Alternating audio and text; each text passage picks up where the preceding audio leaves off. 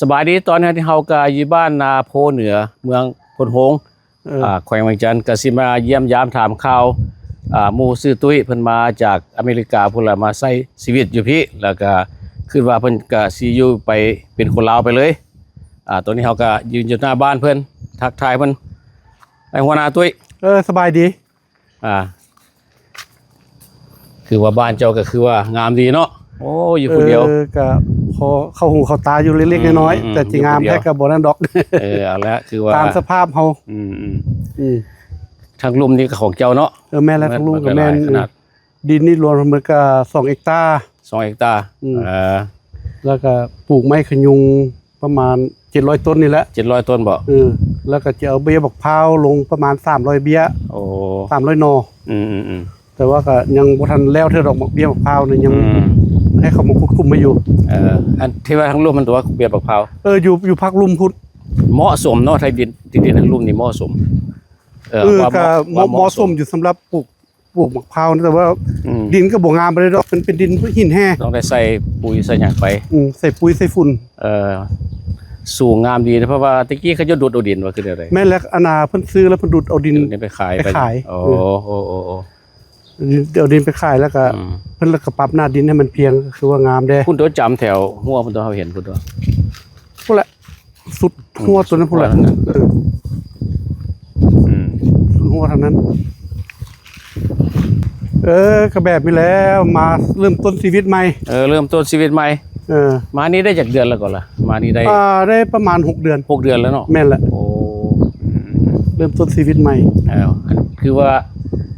รักษาได้จะได้เงินในหลังบักใหญ่นี่ก็บ่ไหวดอกผู้เดียวก็ได้จ้างคนมา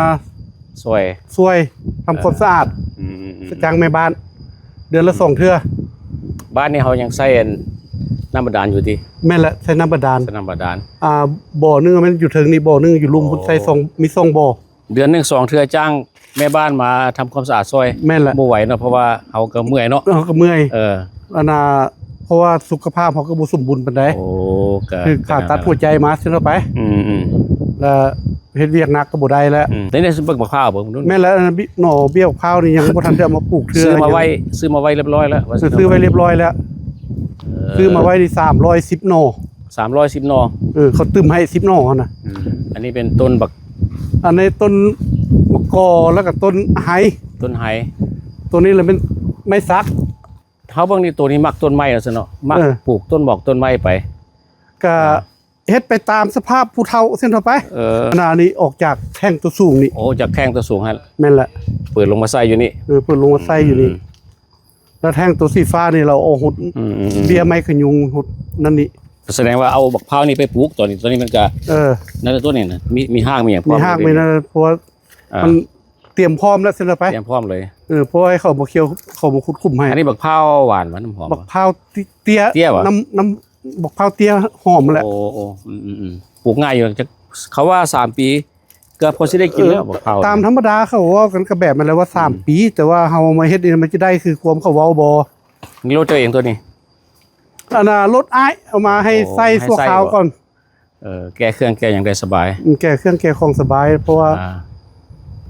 รอถ้าว่าซื้อรถใหม่แล้วเพิ่นจะเอาคืนเมื่อแหละอ้ายก็ได้ทั้งหลังบ้านนี่ได้ปลูกอย่างไรสิเนี่ยทั้งหลังบ้านก็มีต้นไม้ขยุงแหละคือไม้ขยุงไม้ขยุงแล้วก็อ้ายเชื่อเพิ่นถึงพุทธที่ดินกันเลยผู้แหละแดนผู้แหละบนต้นไม้ผู้แหละ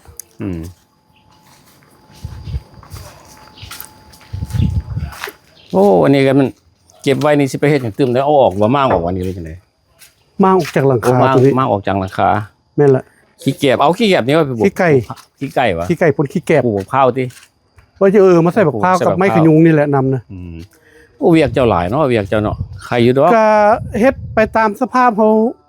ออกกำลังกายแม่นละต้องมีมื้อละปลูกละมื้อละ10 ต้น20 ต้นมันยากคุดคุมในว่าดินเฮาถึงวักนี่ตัวถือต้นไม้เป็นแถวต้นไม้สุดพุ่นวะต้นไม้สุดคือมันลุบลงไปให้มันมีหยังบ่มีหยังวะบ่เป็นดินข้าเจ้าอันนั้นดินข้าเจ้าวะต้นไม้เป็นแถวไปนี่ต้นไม้เป็นแถวไปแล้วก็พุ่นละทางนั้นก็แม่นฮอดต้นบกพุ่นละต้นบกก็เป็นหลักแดนมาเลยต้นบกกับหลักแดนไปเลย อันนี้มันเมียนบ่อนเมียนเครื่องซื่อๆวะ โอ้เมียนเครื่องตะเก่ามันเป็นลกไก่ของอ้าย แทงน้ำใหญ่นี่มันจะทุบบ้องเท่าสินะตัวนี้พวกมันมีเป็นเรื่อง อันนี้นี่ซื้อมาว่าจะเตรียมเอาไว้เฮ็ดแทงน้ำแล้วยังบ่ทันได้เอาน้ำมาอย่างต่อเทื่อดอก บักม่วงเนาะ บักม่วง บักม่วงบ่ทันสุกที่บักม่วงนี่เลย ยังเป็นบักม่วงอ่อนอยู่สุดนี่ บักม่วงอ่อนอยู่ สุด ต้นไม้ขยุงหมดเนาะ ต้นไม้ขยุงหมดอันเห็นอยู่นี่นะ ปลาตัวโอ้ยังแข็งยังกินส้มได้อยู่หมักม่วงมัน ได้มัน นั่นนะมันนี่มันอยู่ ตัวนี้มันสุดที่2นี่สุดนี่นะ ส่วนเพื่อนนี่ก็พุ่นละไปถึงพุ่นละลงลุบลงไปพุ่นละส่วนบักพร้าวต่อไปนี่ขาป้อมยังเพิ่นเป็นหมากเนาะกาไปอีกหน่อยนึงก็ได้กิน คิดว่าปีหน้าเนี่ยอาจจะเป็นเลยปีหน้า ก็ขาป้อมนี่ผู้ใดก็มักฝาดส้มๆเป็นยาพร้อมมันจะมีต้นบกนี่นะต้นบกมันก็ล่นหมากมันก็ล่นลงมาอย่างนี้ได้หมากมันลงดินนี้แต่ว่าคุณจักเอาเด้อวิธีเอาคุณจักวิธีเอานี่ผ้าเดี๋ยวนี้มันบ่ทันเป็นหมากเท่าผู้ละเดือน8เดือน9ผู้ละเดือน9เดือน10ผู้ละ เป็นหมากเริ่มมาใหม่หมากมันหล่นโอ้แต่ว่าหลักๆแล้วมันแถวบ้านนี่มันไม้ขยุงรักมันไม้ขยุงกับมะพร้าวแต่ว่าตัวนี้มักแบบอาชีพยาวนานตัวสินะก็มันก็ยาวนานตัว10 ปียังได้ขายก็ว่าอย่างนั้นก็แม่นเพราะว่าก็อิงใส่เฮาบ่มีเวียกเฮ็ดคันจะไปปลูกในอื่นมันก็เอาใส่บ่ได้เด้อันนี้ดินอันนี้เพราะมันดินมันบ่งามมันดินขี้หินแห้ยังอีกอย่างนึงเขาว่าปลูกบักตาลได้ซั่นนะบ่ไหววะปลูกบักตาลก็มีแต่บักคอ2ต้นบักคอ2ต้น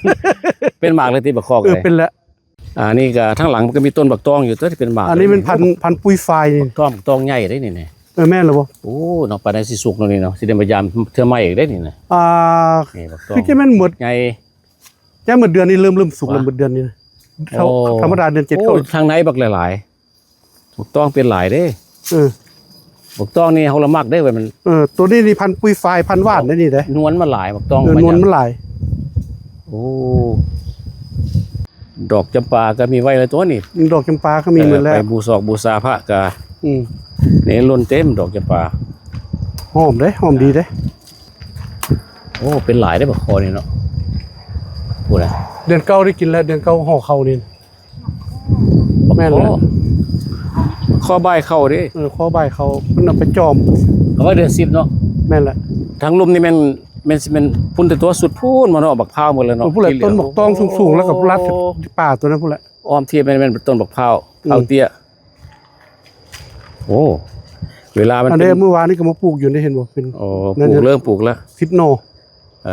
เมื่อแรงนี่คันว่าฝนบ่ตกคันว่านั่นก็ว่าจะมาลงอีกเห็นว่าเขาปลูก5 หน่อ10 หน่อ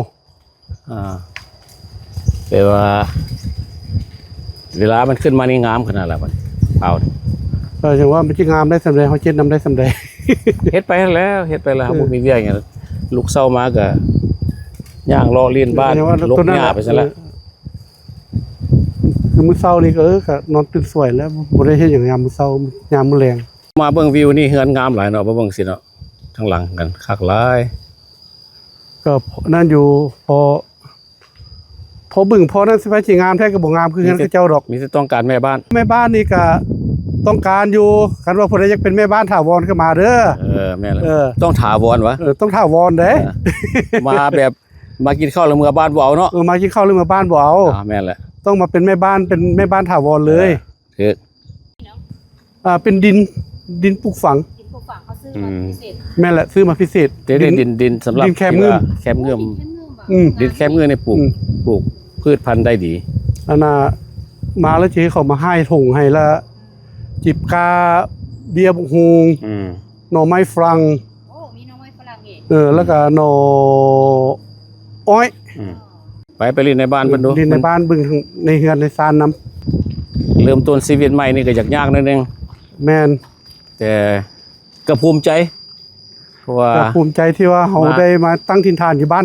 านเกิดเฮาเนาะบ้านเกิดเมืองนอนเฮาแม่นแหละบ้านเกิดมาก็ไปใส่กระบอกมุมบ้านเกิดเมืองนอนคือว่าโอ้แม่นแท้ไปใส่กันนี่แหละคันว่าผู้ใดโอ้ชีวิตมันปลายแล้วมาอยู่บ้านเฮาพี่ดีกว่าแหละไปใส่ก็คือว่าบ้านเกิดเฮาบ่ลืมบ้านเกิดเมืองนอนเฮาสมทางในบ้านเพิ่นว่าเป็นจังไดเอาไขประตู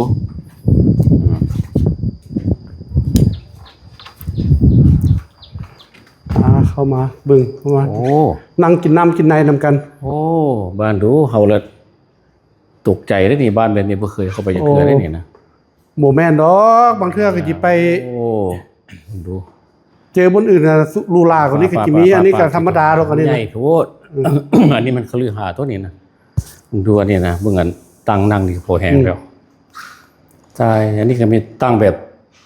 กินเลี้ยงบ่หรือว่า เพราะว่าตะเก่าเพิ่นมาเฮ็ดออฟฟิศใส่เพิ่นอยู่นี่ โอ้อืม เป็นออฟฟิศเป็นบนทำงานตัวคอมพิวเตอร์เพิ่น ใส่เพราะเขาน่าจะปลดเกือบเพิ่นขออนุญาตได้บ่ได้ปลด บ่เป็นหยังใส่รถบ่เป็นหยังดอก เพราะว่าเบิ่ง ตามสบาย ตั้งนี่ เออ โอ้เฮ็ดด้วย ถ้ามันเปื้อนแล้วก็แม่บ้านของโรงเรียนอีกหรอก ฝีมือนี่แต่ว่าจ้างมา เออ บุรพาฮักสาวเนาะก็จะว่าซอกหาแม่บ้านที่ว่าถาวร เออ กำลังซอกอยู่ผู้ กำลัง ที่ ซอกอยู่แม่บ้าน ผู้ที่ ถาวร สนใจแล้วเขียนแอปพลิเคชันมาบ่เขียนฟอร์มมา ติดต่อหาเจ้าก็ได้ ติดต่อมาทางกันนะเรียบร้อยแชนโนเฮือนนี่มีจักห้องนอนห้องน้ำอยู่นะ เฮือนนี่มี3ห้องนอน โอ้ แล้วก็3ห้องน้ำห้อง เออ ห้องน้ำนึงมันอยู่ห้องนอน เฮือนนี่แสดงว่าเป็นเฮือนเฮาซะนะไป แม่นแล้ว เฮือนเฮา เป็นเฮือนเฮาแล้ว เป็นเฮือนเฮา เออ เขาว่าเป็นเฮือนเฮาแล้วก็มีเอกลักษณ์นี่ก็ได้เขาจะให้หยังก็ตามใจ อันนั้นน่ะผู้นั่งอยู่พุ่นละแม่นอายผู้นั้นน่ะ เพิ่นไปบ่อายบ่ แม่นละอาย สบายดีอ้าย เพิ่นมาแต่อันน่ะบอกแก้ว สบายดีมายามบ่มายามมาแต่บ่อแก้ว โอเคไปเชิญนั่งกินน้ำกินในเว้ากันไปตามสบายไปเชิญเข้าไปนั่ง โอ้ก็มีผลไม้เตรียมพร้อมไว้ท่าเด้บักเงาะนี่ เออ บักเงาะแล้วก็มีน้ำน้ำขอบใจหลายๆขอบใจหลายๆก็ดีใจที่ว่าหมู่คู่เนาะอนุญาตให้เฮามาถ่ายรูปในเฮือนเพิ่นได้แล้วก็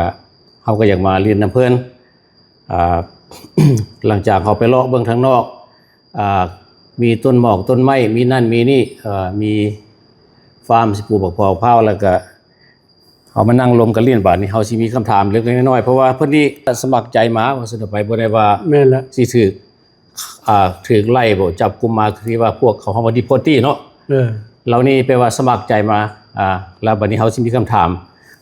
ให้พี่น้องๆได้เข้าใจนำกันว่าพวกที่ว่าสมัครใจมานี่ขั้นตอนมันยากสันใดก่อนสิได้มาบ่ได้ง่ายๆเฮาสมัครมานี่มันดนไปได้เฮาต้องได้เขียนฟอร์มเขียนหยังวะ แม่นได้เขียนฟอร์มมีใบประกันทางพี่น้องอยู่เมืองลาวพี่ โอ้ รับประกันของเฮา อืม และหลังจากเขาส่งฟอร์มไปแล้วก็เฉพาะคอยเนาะ ก็ประมาณ3เดือนไปรัฐบาลลาวทูตลาวเขาจะค่อยออกใบอนุญาตให้เราเดินทางมาได้ รัฐบาลลาวเขาอยู่ลาวพี่วะ บ่อยู่วอชิงตัน วอชิงตันหรือใครครับพวก วอชิงตันดีซี ทูตพวกนั้นเนาะ แม่นแหละพวกทูต อืม อืม หลังจากที่ว่าเพิ่น approve แม่นบ่เขาว่า approve เรียบร้อยว่า หลังจากเพิ่น approve approve ว่าเจ้าโอเค เจ้าสิถืออนุญาตไปลาวได้รัฐบาลลาวรับเรียบร้อยแล้วบัดนี้เฮาไปไสได้หลังจากนั้น ก็บ่ได้ไปใส่แล้วมีแต่ไปมีหนังสือมันออกมาแล้วก็ไปขึ้นยนต์เลย อยู่บ้านรอท่าวะบ่ได้ไปขึ้นบ่ได้ไปบ่อนนั้นเขาห้องว่า detention center บ่ได้ไปบ่บ่อนฝากบ่ได้ไปบ่พวกที่ว่าเฮา self deport หรือว่าพวกที่ว่าสมัครใจนี่ก็ซื้อไปยนต์มาเองแม่นบ่ แม่น โอ้ แปลว่าเขาบ่ได้ซื้อให้เฮาเอามาแบบ ทุกอย่างมันทุนเฮาหมดตัวซั่นน่ะ ทุกอย่างมันทุนเฮามาแบบในนามแบบลักษณะแบบพวกนักท่องเที่ยวนั่นแหละ ก่อนสิได้มานี่มันก็บ่ได้ว่าสิว่าขอสมัครมาแล้วได้หมดเลยก็ต้องได้มีหลายขั้นตอนนะเขาต้องได้กวดประวัติเฮาคือเรียบร้อยจังให้ส่งมาบ่กวดทางนี้ อาจจะแม่นเพราะว่ามันอยู่ในฟอร์มมันเขียนไว้ในฟอร์มพุ่นแหละ ว่าเฮ็ดอันใดหนึงบ่ดีเขาก็อาจจะกักขังไว้ก่อนเนาะบ่พ้นไว้ก่อนเนาะอันนี้เฮาแปลว่าเฮาเคลียร์เรียบร้อยแล้วบ่มีหยังเป็นห่วงแล้วก็เจ้าก็ปล่อยมา แม่น ตามเขาคิดได้บ่ล่ะโอ้ปียนต์เฮาต้องซื้อมาเองเลือกสายการบินได้บ่ ตามธรรมดานี่ก็อยากแนะนำให้คันว่าจะขี่มาทางเอเชียนี่อยากให้ขี่สายไต้หวันกับสายเกาะสายเกาหลี AVA บ่ หรือ AVA AVA หรือว่าเขาว่า EVA เนาะ EVA โอเค EVA Airline EVA แล้วก็ Korean เนาะพวกนี้เนาะ Korean แนะนำแต่ ทาง ไชน่าแปลว่าผิงบ่ มาทางแวด China หรือ มาทางแวดมาทางแวด ไช ไซน่านี่บ่ได้ บ่เวสเทิร์นพวกนี้ผิง ทาง บ่ ไซน่า เนาะ นี่เขาบ่รับรู้เรื่องใบหนังสือเดินทางสายการบินคือไชน่า โอ้ เขาบ่รับรู้เรื่องใบหนังสือเดินทาง กันนั้นสละบางเทื่อเขาได้ยินเขาเจ้าออกกัน Facebook บอกหยังก็ว่าโอ้เจ้าไปลาวบ่ได้เด้อเพราะว่า เป็นอันนั้นนี่เป็นเรื่องนี้เนาะเพราะว่าแต่ละสายก็เป็นบ่คือกันเนาะ แม่น โอ้โอ้โอ้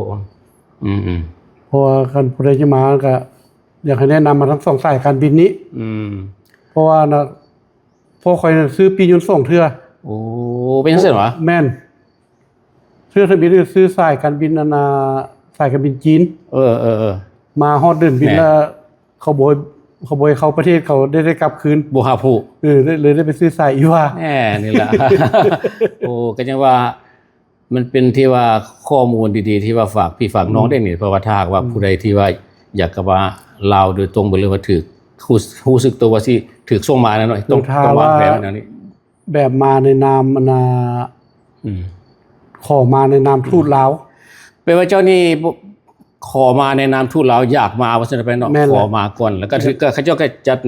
ในกลุ่มที่ว่าเซลล์รีพอร์ตเป็นตัวพวกนี้เนาะ แม่น โอ้ ในกลุ่มนั้น เขา แห ขอ ละ มาได้ตัวคือว่าหลายๆคนก็อยากรู้จักว่าเฮามาแบบที่พาสปอร์ตใส่แบบใดมีพาสปอร์ตบ่หรือว่าหนังสือเดินทางธรรมดา แปลว่าเป็นหนังสือเดินทางธรรมดา โอ้คือว่าหลังจากเขาได้รับหนังสือจากกันบอนที่ว่า immigration บอกว่าเจ้าต้องออกจากอเมริกามื้อนั้นมื้อนี้เขาเจ้าให้ time frame เขาบอกว่าจากมือนั้นเดี๋ยวนั้นปะต้อง แปล มี ว่าตามธรรมดาเขาเอาหนังสือมานี่ภายใน due date เดือน นะ ภายในเดือนนึง โอ้ ภายในเดือนนึงจะให้ออกหนังสือหลังจากหนังสือออกมาในภายในเดือนนึงจะออกเดินทาง อืม แล้วคันเรามีปัญหานั้นเราก็โทรบอกเขา โอ้โทรบอกเขา ว่าเขาคอยคาปัญหาในนั้นเด้อคือเมื่อค่อยออกมาแล้วค่อยก็แจ้งเขาว่าจะออกมามื้อวันที่เท่านั้น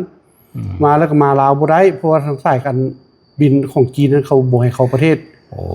คนได้กลับคืนไปรอท่าอีก7 มื้อ คือว่ามีหลายคนก็อยากรู้จักว่าพวกเซลล์รีพอร์ตบ่หรือพวกสมัครใจมาเองนี่บ่ได้ใส่กับมือคือว่าพวกนั้นว่าบ่ได้คือบ่ บ่ได้มาแบบขึ้นนักท่องเที่ยวเลย โอ้มาแบบคนท่องเที่ยวเพราะมาได้ถึงตัวเองแบบว่ากินอาหารในยนต์แบบปกติเลย แม่น ว่าซั่นไป แม่น เวลามาฮอดอันเดินยนต์วัดไตเขาเป็นอะไรซั่น เพิ่นมาฮอดนั้นเพิ่นก็พวกพวกนักท่องเที่ยวก็ไปบนนึงเขาก็ได้เข้าไปห้องที่ว่าเขาเจ้าไปสัมภาษณ์เขา โอ้ถือสะพานเฮาซะก่อนสิออกจากตรงนั้นไป แม่นแหละออกจากเดินยนต์ เฮาได้ยินมานี่พวกที่ว่าถือกันพวกที่ว่าถือเอาจับบทเอามาหั้นก็เขาเจ้าสิได้ไปอันศูนย์ดงบักขาย แต่ว่าเจ้าได้ไปดงบักขายบ่ศูนย์ดงบักขายบ่ ได้ไป แต่ว่าบ่ได้ไปนั้นมีแต่ว่าไปเสนอตัวเขาอยู่หั่นแล้วเขาก็ส่งเขาออกมา เหตุผลว่าที่ส่งเขาออกมาเป็นหยัง เพราะว่า สุขภาพบ่หรือว่าได สุขภาพบ่สมบูรณ์ปานใดแบบที่ว่าคอยถึงผ่าตัดหัวใจนะ โอ้เฮามีนโยบายแนวหนึงเนาะ นโยบายตัวนั้น จาก ให้เฮา รัฐบาลลาวเขา อันนี้มันเกี่ยวมาฮอดนี่แล้วมันเกี่ยวกับรัฐบาลลาวแล้วได้เนาะเพราะ แม่น ว่า ละเกี่ยวกับรัฐบาล ต้ เรา องมีนโยบายให้เฮานั้นเพราะว่าเขามีย้อนสุขภาพเขา โอ้ก็แน่นอนแล้วเฮาต้องมีสปอนเซอร์บ่แม่นบ่เตรียมพร้อมเรียบร้อยก่อนเฮา คันว่าภาษาอังกฤษก็แม่นสปอนเซอร์เนาะคันภาษาลาวก็แม่นพวกใบรับประกัน อืม ใบรับประกัน เขาต้องเตรียมหยังหนังสือหยังมาได้เพราะว่าเฮาสิบ่ได้ไปนอนอยู่อันศูนย์ดงบักขายนี่เพราะว่าเฮามีย้อนปัญหาสุขภาพนี่มีหนังสือหยัง ปัญหาหนึงก็แม่นเรื่องใบรับประกันเนาะ โอ้ ปัญหาสองมาคันว่าเฮามีพยาธิแม่หยังก็ต้องมีหนังสือยังยืนจากหมอ อืม แล้วก็เท่านั้นแหละ แต่ว่าเขามีครบถ้วนเลยว่าซั่นไปหนังสือหมอมาอย่างเรียบร้อยแล้วว่าย้อนสุขภาพย้อนว่าหัวใจว่าซั่นไปเนาะ ย้อนหัวใจ เพราะว่าคันเขาสิไปนอนปนพวกนั้นมันก็บ่ได้แล้วเนาะ ไปนอนปนก็บ่ได้ หนึ่งเขาต้องมาว่ามีพี่แม่น้องบอกเป็นผู้รับห้อง แล้วก็มีหนังสือมาจากหมอแล้วก็มันก็ถูกต้องตามกฎหมายแล้วก็ เขาก็มาถูกต้องตามกฎหมาย รัฐบาลเราก็บอกก็ไปตามนั้นเพิ่นก็เฮ็ดตำดี ชื่อเรียน รัฐบาลเรารัฐบาลเราต้อนรับดี ต้อนรับดีแล้วบัดนี้ ภูมิใจนำเพิ่นอยู่ที่ว่าต้อนรับบ่ได้ ดีๆกันอย่างนั้นน่ะ เวลามาฮอดนั้นมันก็ออกบัตรประชาชนให้เฮา ให้เหรอวะ ให้ โอ้ อันน่ะให้ได้ปีนึง บัตรนั่นน่ะ บัตรได้ปีนึง บัตรนั้นเพิ่นใช้ว่าเป็นสัญชาติลาวบ่หรือว่าหยังในโลท่า ยังได้รอท่าอยู่แปลว่า เพิ่นก็ต้องได้เบิ่งอันน่ะการอยู่ของเฮา พฤติกรรมของ พฤ เฮา ติกรรมการอยู่ไปมาของเฮา ว่าเฮาสิอยู่แบบใดเนาะ หรือว่าที่อยู่แบบใดก็ทำผิดกฎหมายบ้านเมืองของเพิ่นบ่ จังได๋ หรือว่าถูกต้องตามกฎระเบียบของบ้านเมืองเพิ่นบ่ แนวเฮาสิปรับตัวของเฮาได้แบบเข้ากับสังคมก็ แล้วคันเราเฮ็ดได้ดีคันเราบ่มีปัญหาหยัง3 ปีเขาก็ได้เป็นคน เป็นคน เป็นคนลาวบอกบัตรประชาชนแท้เฮาเลย บัดนี้เฮาอยากถามเรื่องการไปแบงกิ้งบ่หรือไปธนาคารนี่อันในเมื่อว่าเพิ่นเอาบัตรมาให้เฮาปีหนึงนี่เฮาสามารถไปเปิดอะเคาน์ไปหยังก็ได้อยู่ว่าเปิดเฉพาะหมู่มาที่ว่าแต่รัฐนิวแฮมป์เชอร์เนาะเขาไปเปิดหมดแล้วอันนี้เพราะว่าเขาว่าได้เขาว่าเปิดได้ก็ดีแล้วแล้วก็ใบขับขี่ใบลายเซ็นนั่นก็แปลว่าได้หมดแล้วนอกจากนั้นก็ยังบ่ได้กับแบบที่ว่าเขาจะซื้อดินซื้อดอนซื้อเฮือนนี่มันยังปัญหาอยู่ตัวนี้นะถ้าเขาซื้อลางคนก็บอกว่าซื้อเขาต้องอยู่ทางกองเป็นหัวหน้าหั่นแต่ว่าสมมุติว่าใส่ซื้อพี่น้องหรือว่าอ้ายน้องแล้วบัดนี้ซื้อเขาต้องทางกองครับเป็นผู้ซื้อซอยเป็นผู้ซื้อเนาะเป็นผู้ซื้อก็แสดงว่ามีข้อมูลอยู่หั่นมีข้อมูลอยู่หั่นถ้าว่ามีปัญหาแต่ก็ได้ยินแต่เขาจะว่ามันสิแม่นแท้บ่อาจจะแม่นเพราะว่ามันก็ต้องเป็นนั่นน่ะเพราะว่าจังได๋เฮาก็สิเป็นคนลาว 100% อยู่แล้วมันหนีบ่ไปไสเลยมันบ่มีม่องไปเลยเด้เพราะเขาก็จะมาสร้างมาสร้างเฉพาะเลยเด้แม่นแล้วเขาสิไปไสเขาก็ไปบ่ได้อีกแล้วรัฐบาลลาวก็เข้าใจข้อนี้อยู่แล้วแล้วเรื่องการมาอยู่นี่เฮาออกนอกประเทศบ่ได้บัดนี้แม่นแล้วยกเว้นแต่กรณีจำเป็นกรณีจำเป็นใดๆคือเฮาเจ็บเฮาเป็นคือว่าเฮาสิไปเมืองไทยเฮาต้องได้ไปขอหนังสือพิเศษจากกระทรวงการต่างประเทศจะเข้าออกไปได้อันนี้ต้องเป็นแนวนั้นเนาะมันต้องเป็นแนวนั้นอันนี้ค่อยถามกับปากพวกที่ว่าเขาสัมภาษณ์อยู่ใน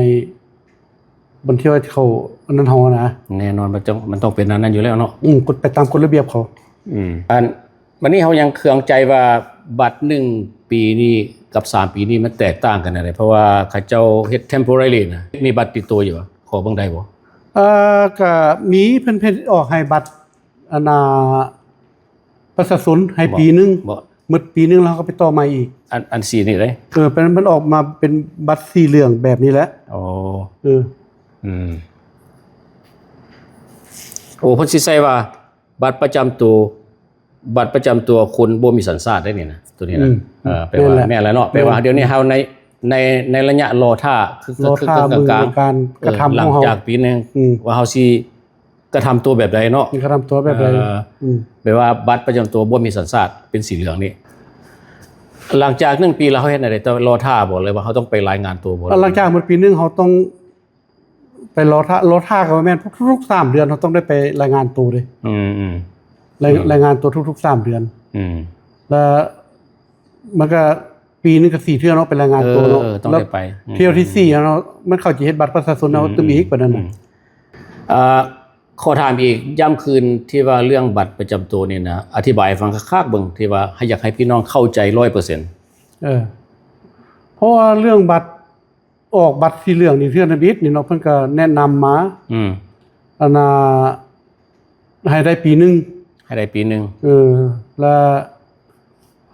ายในปีนึงคั่นก็หมดปีนึงแล้วเพิ่นให้ไปต่ออีกปีนึงเป็น2แล้วเป็น2ปีแล้วปีที่3นี่เฮาอาจจะได้ใบถาวรแท้เป็นสัญชาติลาวแท้แต่ว่าเพิ่นต้องเบิ่งพฤติกรรมการกระทำของเฮาเบื้องหลังเฮามีความผิดหยังบ่อยู่ในลาวนี่นะถ้าเฮาบ่มีความผิดบ่มีนั้นเพิ่นก็ออกให้ใบถาวรเลยแสดงว่าเป็นประชาชนแบบถาวรแม่นทราบว่าขึ้นสมณครัวถ้าว่าเฮามีความผิดหรือว่ามีนั้นผิดพลาดเนี่ยเขาอาจจะได้เยื่อนไปอีกเยื่อนไปอีกเพราะว่ามันก็ปกติอยู่ใส่ก็สิคือกันแล้วเนาะเรื่องนี้เนาะถ้าหากว่าไปตามกฎหมายบ้านเมืองเพิ่นกฎระเบียบบ้านเมืองเพิ่นแล้วก็ต้องได้รับต่อไปต้องอยู่ในกฎระเบียบบ้านเมืองของเพิ่นแบบที่ว่าข้อมูลเฮาประถามกันนี่เพื่อว่าเฮาก็อยากกระจายไปให้หมู่คู่ทางไกลได้ที่ว่าอยากให้เข้าใจนำกันเฮาเอาความจริงมาเว้า 100% เพราะว่าบ่เอียงบ่อายหยังทั้งหมดบ่ได้เอียงแล้วก็บ่ได้เพี้ยนความเว้าความจาหยังหมดเฮาเอาออกจากตัวจริงที่ว่าประสบการณ์ผ่านมาก็แนวนั้นแหละต่อไปตามคำถามด้วยความ 100% ที่ว่าความจริงให้เป็นผลประโยชน์แก่สังคมใกล้หรือไกลคือบัดนี้เฮาอยากถามว่าเฮามาอยู่ซี่ประมาณ6เดือนเลยก่อนหน้านี่เคยมาลาวเนาะเคยมาลาวเคยมาบ่เคยมาแล้วอันนี้รู้จักว่าสภาพจิตใจบ่ปรับตัวในใดก็ใครได้ล่ะบ่เนี่ยเรื่องสภาพ ปรับตัวปรับนั่นก็ใครอยู่ แต่ว่ามันเต็มทีแต่ว่าอากาศมันจะร้อนหน่อยนึง อย่างห้อนิดนึง ร้อนหน่อยนึง เพราะว่า แต่ว่าร้อนหน่อยนึงร้อนหลายแหละ ฮ้อนหลายแต่ก็ฤดูนี้เป็นฤดูฮ้อนอยู่แล้ว แม่น ฮ้อน แล้ว ที่สุดในเดือน ก็ดีคือกันเขาได้มา ร้อนที่สุด ปรับตัวเข้าระดับร้อนแล้วปีหน้าต่อไป แม่น บางเทื่อเขาอาจจะลึงกว่านี้อีก หมู่คู่พี่น้องป้องปลายแถวนี้ก็หลายที่มาลิ้นมาหัวนํกัน ก็มาเรื่อยอยู่ ก็บ่ได้แบบว่าอยู่เงียบๆกับ บ่ได้อยู่เงียบปานใดดอกแต่ว่าก็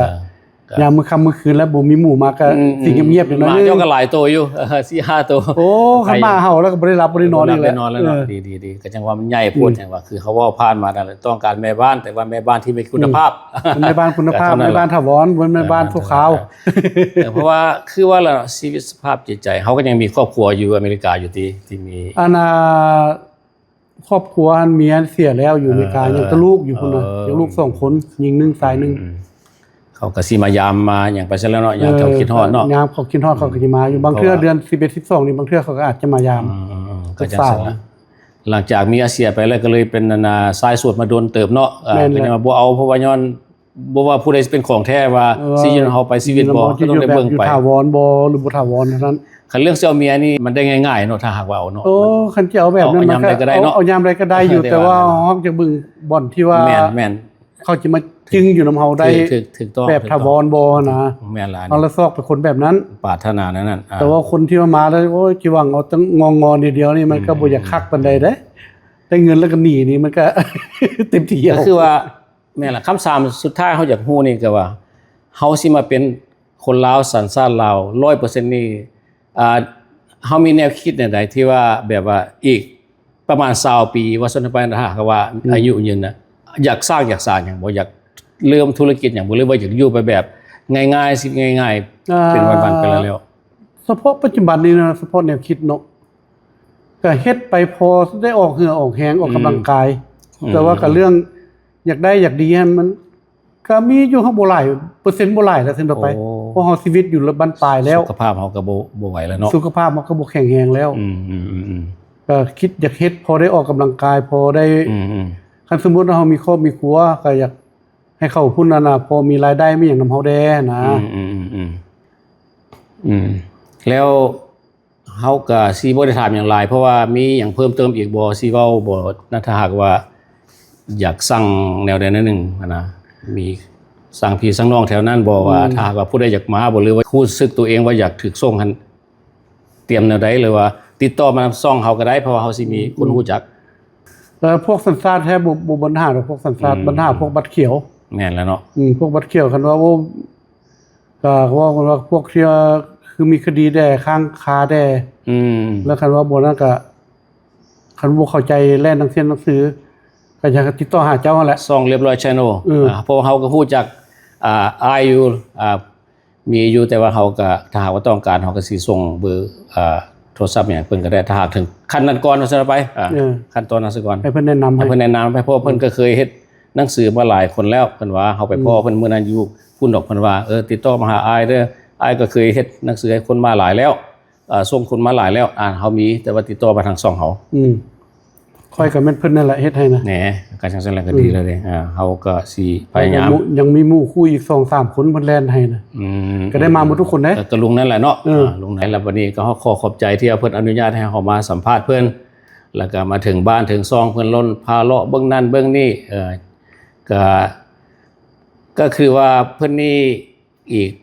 ประมาณ3ปีอยู่ต่อไปก็ว่าสิเป็นประชาชนถาวรก็หวังว่าเนาะเฮาก็คือว่าอยู่ไสเฮาก็ต้องทำตัวเป็นคนดีแก่สังคมแล้วก็คือว่าเท่านั้นแหละเนาะแม่นเอาเท่านั้นแหละขอบใจหลายๆเนาะขอบใจหลายๆที่มาเยี่ยมมายามมาถามข่าวออกสัมภาษณ์นั่นนี่รายการแล้วมีหยังก็ฝากถึงพี่น้องป้องปายหมดทุกคนอ้ายน้องทุกคนในต่างแดนท่านผู้ใดอยากมาก็ติดต่อเขาไปหาทางทูตลาวทูตลาวถ้าว่าผู้ใดบ่เข้าใจเรื่องการแล่นหนังสือก็ให้ติดต่อหาเพิ่นนี้ส่งเฮาก็ได้ส่งหาเพิ่นนี้นั่นแหละแล้วก็กระบ่มีอะไรขอบใจนำผู้ที่ว่าติดตามนำเอาสบายดีสบายดี